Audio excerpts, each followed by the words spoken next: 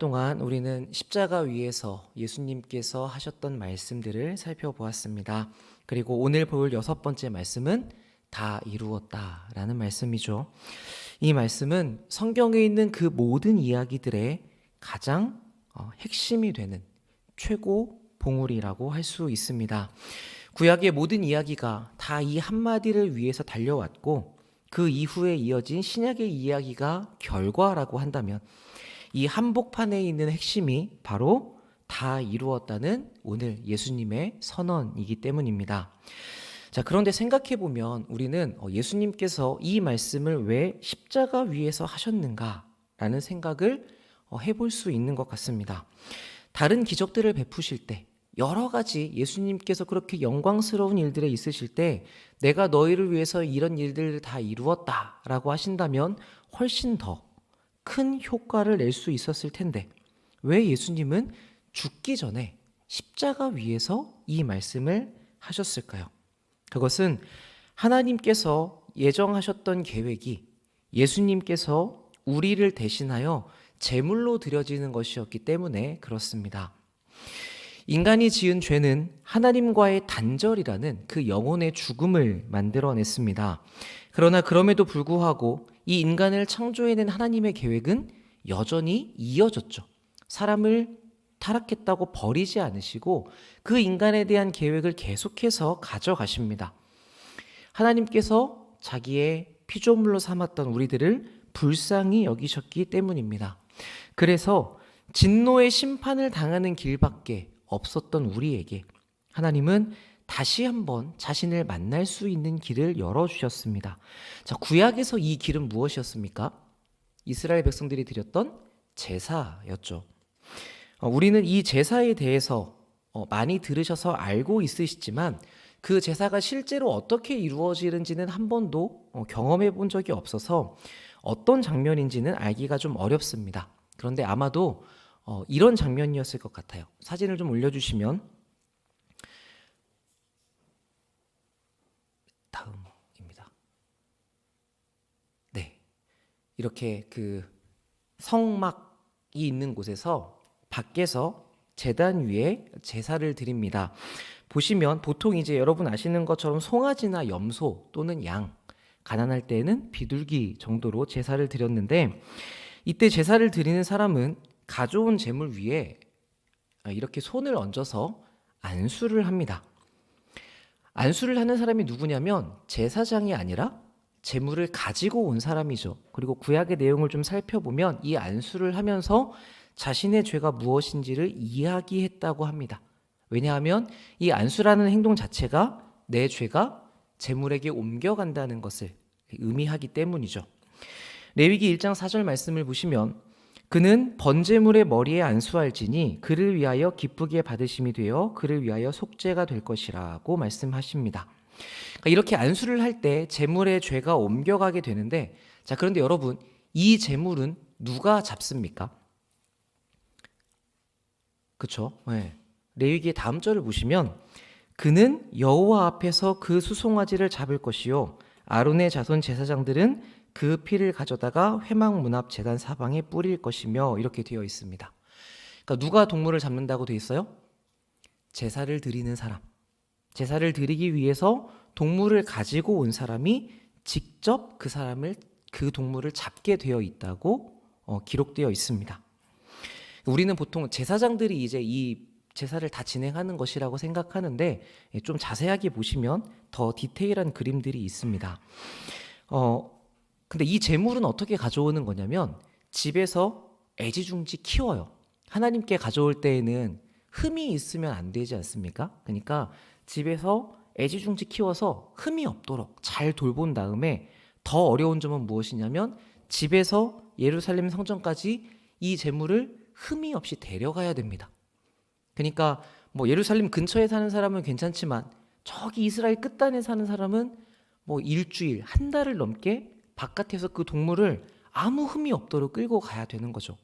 그렇게 지극정성을 다해 이 제물을 데리고 갑니다. 자, 그리고 나서 이제 제단 앞에 가서 어떻게 한다고요? 그 동물의 머리에 죄를 옮긴 후에 자신이 직접 이 동물을 죽이는 것이죠. 자, 여러분 어떤 살아있는 동물을 잡아보신 적 있습니까? 요즘은 다 이게 죽어있는 동물만 우리가 손질을 하잖아요. 다 손질돼서 나온 게 더 많고. 그래서 요즘은 거의 없으실 것 같아서 제가 동물을 실제로 잡는 영상을 이런 설교를 할 때마다 가지고 올까라고 고민을 진짜 많이 하는데, 보면서도 제가 이건 너무 잔인하다 싶어서 한 번도 틀어드린 적은 없습니다. 이 살아있는 생명을 죽인다고 하는 것, 저렇게 뭔가 가죽을 뜨고 또 살을 도려내고 목을 베서 피를 다 흘리는 이런 작업들을 하는 것, 이런 생명을 죽인다는 것은 그 자체로 사람에게 매우 큰 충격을 주는 일입니다.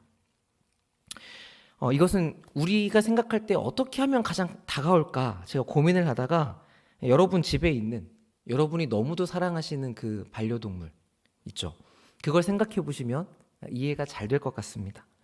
세상에서는 자식보다 훨씬 낫다고 이야기를 많이 하시던데, 그 예쁜 녀석이, 아무 잘못도 없는 그 동물이 내가 지은 죄 때문에 죽어야 된다면 여러분의 마음이 어떠시겠습니까?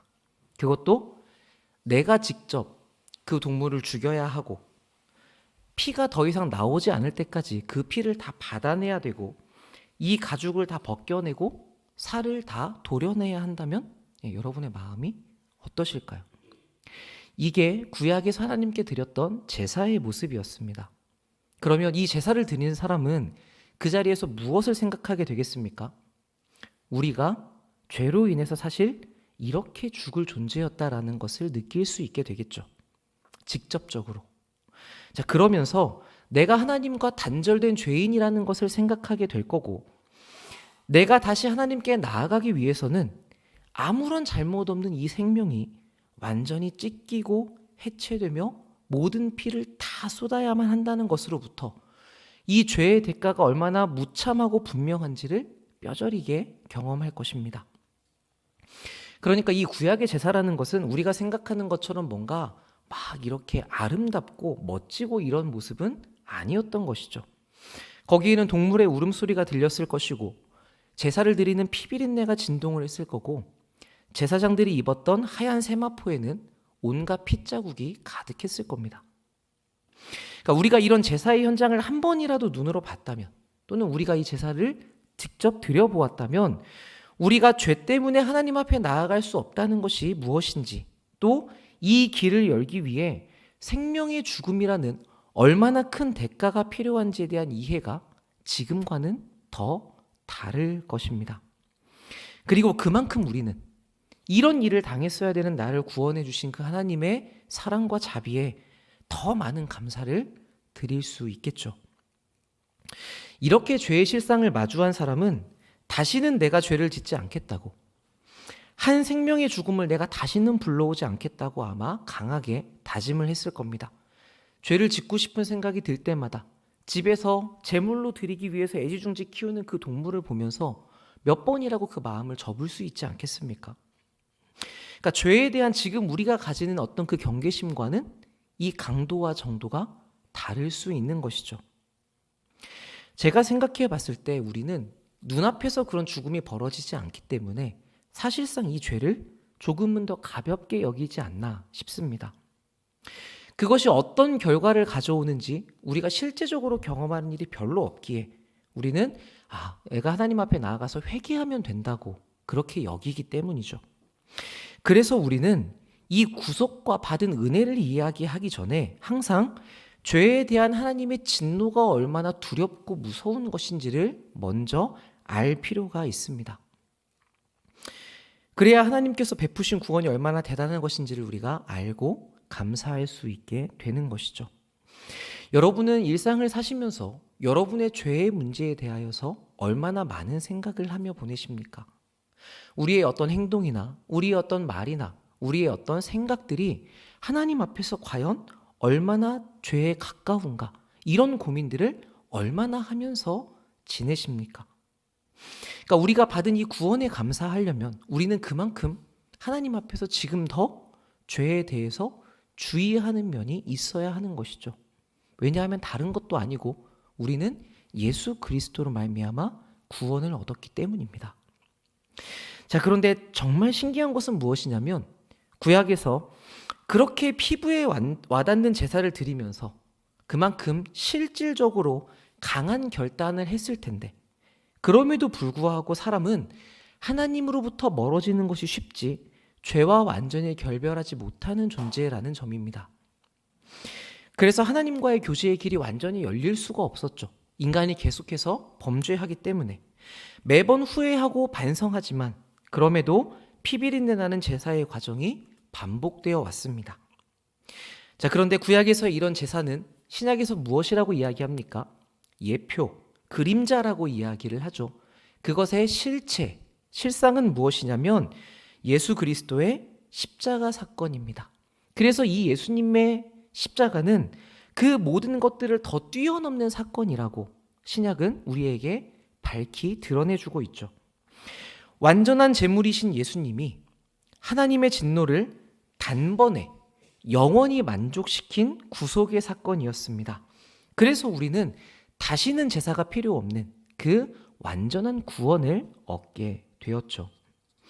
그래서 이 골고다 언덕에 세워져 있는 십자가는 성경에 있는 모든 이야기의 종착점이 됩니다. 이것을 예수님께서는 운명하시기 전에 다 이루었다라고 말씀하셨습니다. 대속, 대신 값을 치르고 샀다. 우리를 사셨던 그 일을 완성하셨다는 그런 말씀이었죠. 이 예수님의 공로로 우리에게는 이제 하나님의 진노가 아닌 은혜가 주어지게 되었습니다. 우리 베드로전서 1장 18절 말씀, 19절 말씀 함께 같이 한번 읽어보겠습니다. 시작. 너희가 알거니와 너희 조상이 물려준 헛된 행실에서 대속함을 받은 것은 은이나 금같이 없어질 것으로 된 것이 아니요 오직 흠없고 점없는 어린 양 같은 그리스도의 보배로운 피로 된 것이니라. 아멘. 우리의 신앙은 반드시 이 위에 있어야 합니다. 예수님만이 반석이 되셔야 하는 것이죠. 제가 교회 안에서 사역을 하면서 가장 신경을 곤두세우는 점이 바로 이 부분입니다. 교회 안에서 말씀에 대한 공부를 많이 하고 많은 시간 기도를 하고 밖에 나가 여러 가지 전도를 열심히 해서 사람들이 많이 모여들고 분위기가 좋고 이런 것들은 다 너무 좋은 일들이긴 합니다. 그러나 그렇다고 해서 이 안에 있는 사람들이 다 예수 그리스도라는 반석 위에 서 있다라고 보장할 수는 없는 것이죠. 그래서 반드시 한 사람과 하나님과의 개인적이고 인격적인 관계가 있어야 합니다. 선한 삶이라고 하는 것은 이 하나님과의 관계를 바탕으로 이루어져야 하는 것이죠. 이게 아니라면 아무리 도덕적이고 뛰어나고 훌륭한 사람이라고 하더라도 자기의 영혼의 허무함을 그런 것들로 채우려고 하는 일에 지나지 않습니다. 그렇기 때문에 우리는 이 순서를 바르게 이해할 필요가 있습니다. 그리스도인의 어떠함은 그것을 달성하기 위해서 추구하는 것이 아니라 하나님을 추구한 결과로 오는 것입니다. 마찬가지로 그리스도인의 도덕적인 삶도 내가 그 도덕적으로 잘 살겠다가 목표가 아니라 예수님을 사랑하는 일로부터 자연스럽게 열매 맺는 결과가 되는 것이죠. 따라서 우리의 목표는 어떤 좋은 지침을 따라서 더 좋은 행동을 하는 사람이 되는 것이 아니라 예수님을 사랑하고 그래서 그 예수님을 닮아가겠다는 거룩함을 이루어가는 일에 있습니다. 근데 우리는 구원이라고 하면 본능적으로 죽어서 천국에 간다를 가장 먼저 떠올리거든요. 그런데 엄격하게 말하면 구원이란 무엇이냐면 생명이신 하나님과 연결된 관계를 말합니다. 천국은 여기에서 당연히 따라오게 되는 것이죠. 그러니까 우리의 다른 영역들도 마찬가지입니다. 우리가 무엇을 해야지, 십자가를 잘 지키고 내가 예배를 사수해야지, 이것이 우리가 달성해야 되는 목적이 아니라 우리의 목적은 어디에 있다고요? 하나님을 사랑하는 것에 있다고요. 여기를 여러분이 잘 지켜내시면 그 뿌리로부터 다른 것들이 다 뻗어져 나오게 됩니다. 다 이루었다고 말씀하신 예수님의 완성에는 이 모든 내용들이 담겨 있었습니다. 그래서 우리는 더 이상 우리를 향한 어떤 정죄를 받아들이지 않습니다. 그것을 거절할 수 있죠. 우리를 자유롭게 만들어주신 예수님으로 인해서 우리는 율법의 매임으로부터 벗어납니다. 우리에게 자유함이 주어진 것이죠. 그런데도 불구하고 이 예수님의 사랑에서 도저히 벗어날 수가 없어서 내가 모든 것에는 다 자유롭지만 이 예수님의 사랑은 도저히 내가 벗어날 수 없다라고 생각이 되어서 내가 예수님의 종이 되겠다고 스스로 선택하고 매이는 것입니다. 혹시 우리 중에 너는 하나님께 나아갈 수 없을 만큼 죄인이다. 또는 너의 죄 때문에 하나님과는 잘 회복되어질 수 없다.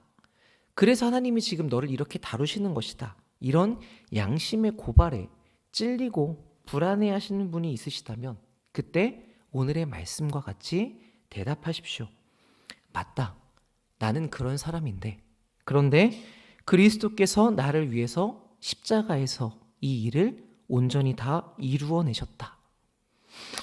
이런 나를 사랑하신 예수님의 사랑을 우리가 그 십자가 안에서 계속해서 경험하고 그 말씀을 붙들고 여러분을 공격하는 그 생각과 싸워내십시오.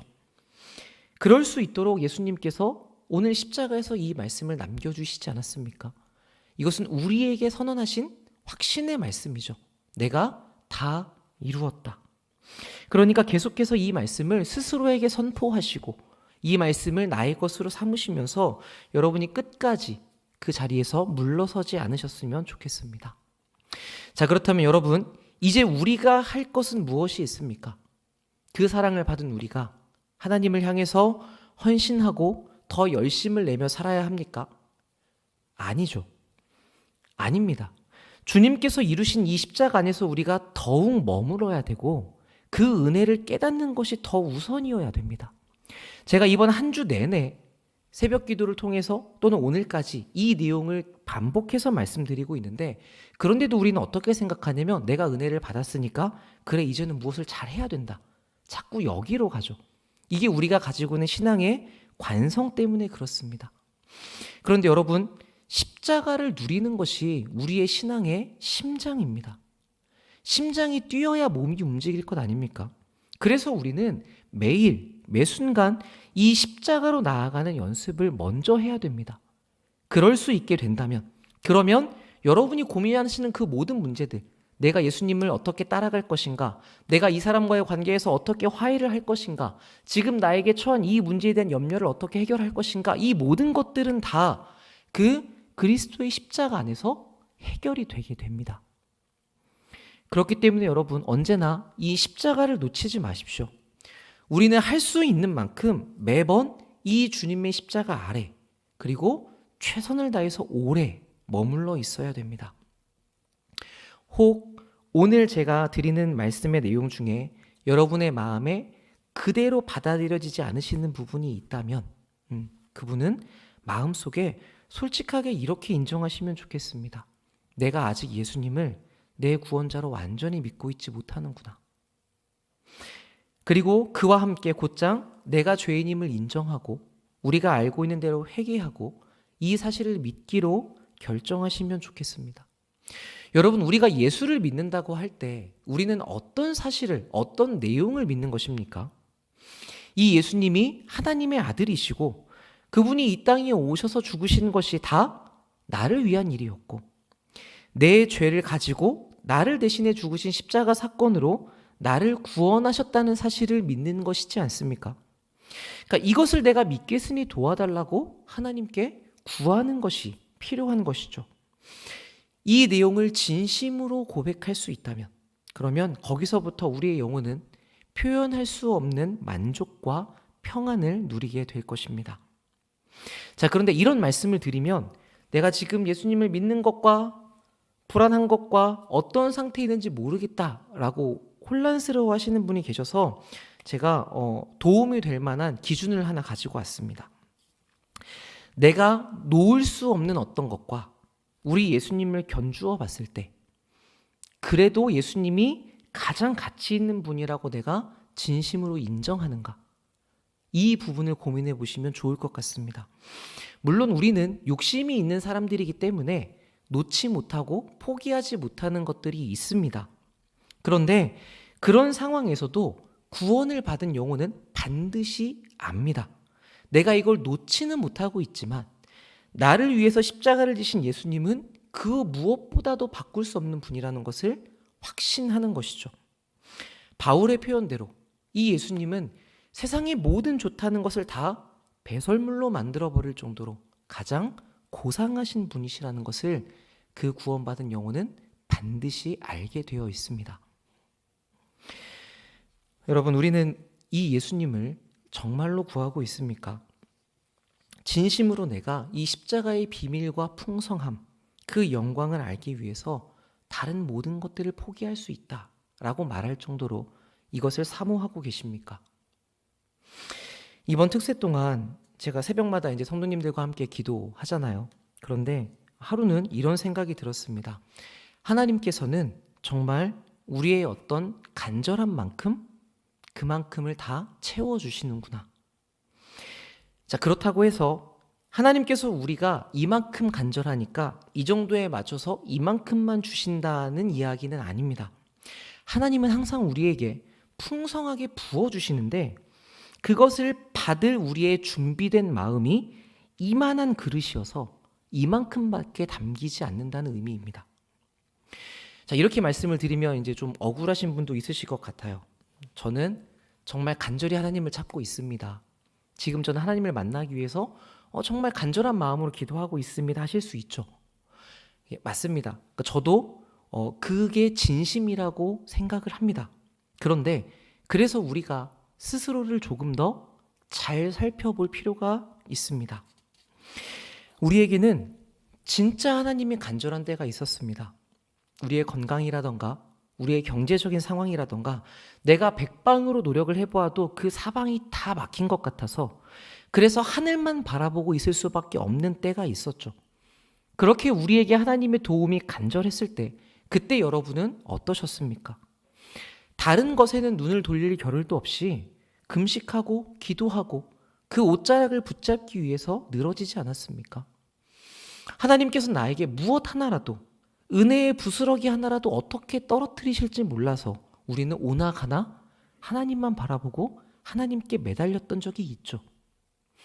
우리가 간절하다라고 말할 때 우리의 지금의 그 간절함은 그때와 비교하면 어떻습니까?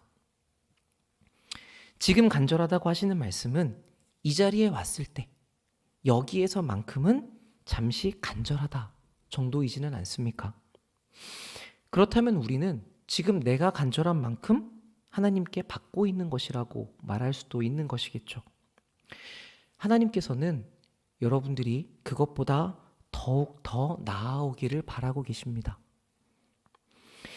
십자가를 통해서 예수 그리스도를 만나는 일, 이것은 제가 여러분들을 위해서 가장 많이 기도하는 내용 중에 하나입니다.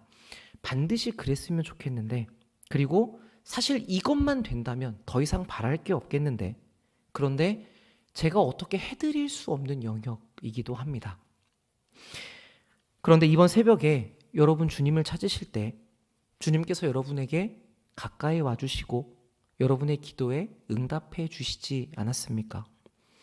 십자가의 그 비밀과 십자가의 그 영광과 십자가의 그 은혜를 우리가 구했더니 주님께서 말씀으로 또는 기도의 시간으로 그 우리가 하나님과 보냈던 하루 가운데 주님께서 주시지 않으셨습니까? 그 기도의 자리에서 제가 이 생각이 들었습니다. 하나님이 주시지 않는 것이 아니라 그 십자가를 향한 우리의 마음이 부족한 것일 수 있겠구나. 우리가 더 간절히 그것을 바라고 구한다면 하나님께서 반드시 그것을 채워주시겠구나. 이것을 무엇이 증명합니까? 우리가 계속 보고 있는 십자가가 이 하나님의 확실한 부어주심을 증명하고 있죠. 우리 마지막으로 로마서 8장 32절 같이 한번 읽어보겠습니다. 시작. 자기 아들을 아끼지 아니하시고 우리 모든 사람을 위하여 내주신 이가 어찌 그 아들과 함께 모든 것을 우리에게 주시지 아니하겠느냐. 아멘. 예수님은 세상 무엇보다 귀한 자신을 이미 우리에게 다 내어주셨습니다. 하나님께서도 이 귀한 아들을 우리에게 내어주셨죠. 그렇다면 하나님이 더 이상 무엇을 아끼시겠습니까? 반드시 모든 것을 다 우리에게 주실 텐데, 그런데 우리는 과연 내가 얼마나 주님을 알기를 구하고 있을까요? 우리가 이것을 진짜 얼마나 원하고 있을까요? 우리의 마음속에 다른 것을 원하는 마음이 들어차 있다면 주님께서 들어가실 자리가 없지 않겠습니까? 오늘 우리가 기도할 때에 우리가 내 마음 가운데 이 좋으신 예수님을 더 많이 모셔드릴 수 있으면 좋겠습니다. 우리를 위해 그 구원을 다 이루어내신 이 좋으신 분을 더 알고 더 사랑하고, 그래서 정말 예수 그리스도 한 분으로만 충분한 사람이 되고 싶다고 우리의 진심을 다해서 기도하는 그 시간이 되기를 주님의 이름으로 축복합니다. 아멘. 우리 오늘은 말씀 가지고 함께 한 가지만 같이 기도하고 이어서 개인적으로 주님과 깊이 교제하는 시간을 가지시면 좋겠습니다. 먼저 우리에게 주신 말씀 가지고 기도할 텐데, 다 이루었다. 우리를 위해 모든 일을 이루신 주님 감사합니다. 우리에게 베푸신 그 구원의 은혜가 무엇인지 우리가 들리는 정도로만 멈추어 있지 않게 하시고 말씀 가운데 더 깊이 추적하고 연구하고 알아가는 열정을 주시옵소서. 그래서 거기에 발견한 나를 향한 주님의 사랑이 지식을 지나 우리의 마음에 닿아 주님을 더 뜨겁게 사랑할 수 있도록 은혜를 베풀어 주옵소서. 우리가 주님의 십자가를 마주할 때에 우리를 향한 그 주님의 마음이 부어지게 하시고 한치의 물러섬도 없었던 그 묵직한 사랑에 우리들 뜨거운 눈물이, 마음에 가득한 감동이 차오르게 하여 주시옵소서. 그렇게 십자가에서 주님께서 이루신 일을 온전히 믿을 수 있는 믿음 주시고 회개하는 마음 주시고 주님을 추구하는 마음을 허락하여 주시옵소서. 혹 정죄의 공격을 받는 사람 있거든 이 말씀 붙들고 싸워 이기게 하며 주님 주신 자유를 온전히 누리는 우리들 되도록, 그리하여 이 십자가의 공로를 영원히 찬양하는 주님의 백성들 될 수 있도록 주님 이 시간 우리에게 은혜를 베풀어 주시옵소서. 우리 함께 기도하겠습니다. 살아계신 아버지 감사합니다. 주님께서 오늘도 우리에게 그 십자가의 비밀을 가르쳐 주시고 예수 그리스도께서 우리를 향하여 베푸신 그 은혜가 무엇인지를 우리에게 말씀으로 깨닫게 하시니 감사합니다. 다 이루었다. 주님께서 계획하신 그 모든 일들이 완전히 이루어졌다는 것을 우리를 위하여 그 십자가 위에서 선포하셨음을 우리가 믿습니다. 주님께서 우리의 영혼을 구원하기 위하여서, 주님께서 우리를 온전히 구속하기 위하여서 그 물과 피를 다 흘려 그 몸을 찢기까지 그 모든 일을 다 감당하시고 주님께서 그 화목제물이 되셔서 하나님과 우리를 다시 화목하게 묶어주셨사온데, 아버지 우리가 그 십자가에 담겨있는 비밀한 아버지의 그 사랑과 지혜와 능력을 우리가 너무나 놓고 살진 않았는지 돌아봅니다. 하나님 아버지, 주님 우리에게 그 구원의 은혜를 더 크게 보여주시옵소서. 주여 이 말씀에서 우리가 똑같은 수준에 머물러 있는 것이 아니라 날이면 날마다 이 말씀을 통하여 그리스도를 더욱더 발견해 가게 하여 주시고 주님께서 십자가를 통하여 이루신 그 일이, 그 영광이, 그 비밀이, 그 능력과 그 신비가 무엇인지 하나님 우리가 더욱더 주님을 알아갈 수 있도록 역사하여 주시기를 원합니다.